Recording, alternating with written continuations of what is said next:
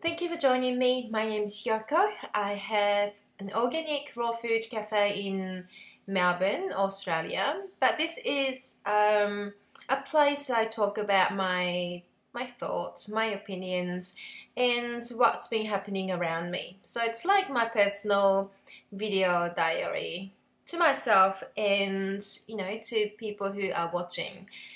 So thank you for watching. Today I wanted to talk about something that I was discussing with my staff today.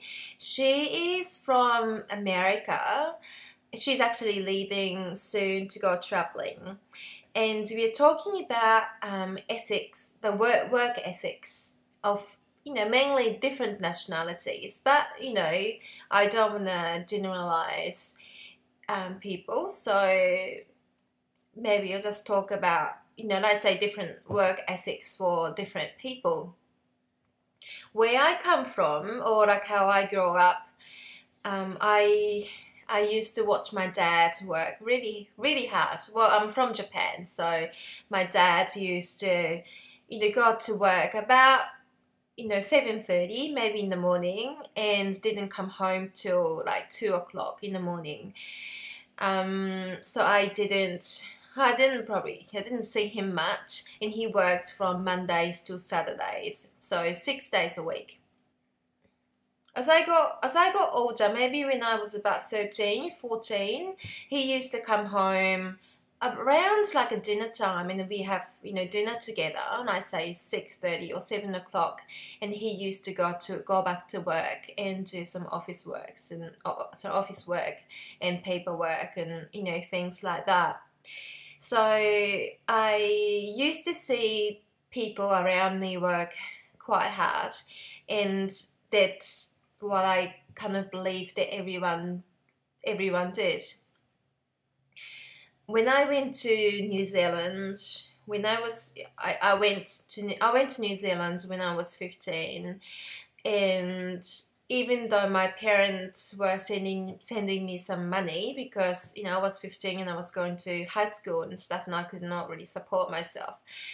I had my job, and I learned to live independently, and I lived appreciating my parents' work and appreciating the money that I have. And I did learn that you have to work for your money. So that was pretty eye-opening when I first opened my shop. And at first I worked by myself. I didn't really have a staff. I used to go to the shop, so we didn't open till 11:30, but so I dropped off my daughter at school about 9, and I go straight to the shop, got things ready, and I didn't leave the shop till 9 o'clock, 10 o'clock. So I had to go and get my daughter and come back and clean up, and all this I did everything by myself. And I started hiring the staff to help me out, which was kind of scary because I had to hire people, had to pay people to be there. But made things so much easier for me, but then also opened my mind, opened my eyes to see how differently some people work. As I said before, I have a great person with me, and she's been here, she's been with me for 2 years, and she's like me, she's been independent for a long time, and she works hard, but she's not from Australia. But many of the girls that I've worked with, they are pretty good, but some are just not up to the standards that I would like to see people work for me, especially I'm paying for them. I think that's one of the hardest things when you run your own business, and you have to be firm enough to be able to tell people what you're expecting them to be, and what the expectation is. And it's not like they're lazy, or it's not about that. It's just about being able to stand up and tell like a boss. Because I think if you're always nice in this business, and the staff you're working with, they don't know what your standard is. They don't know what your expectation is. So it's not really about them, but it's about you.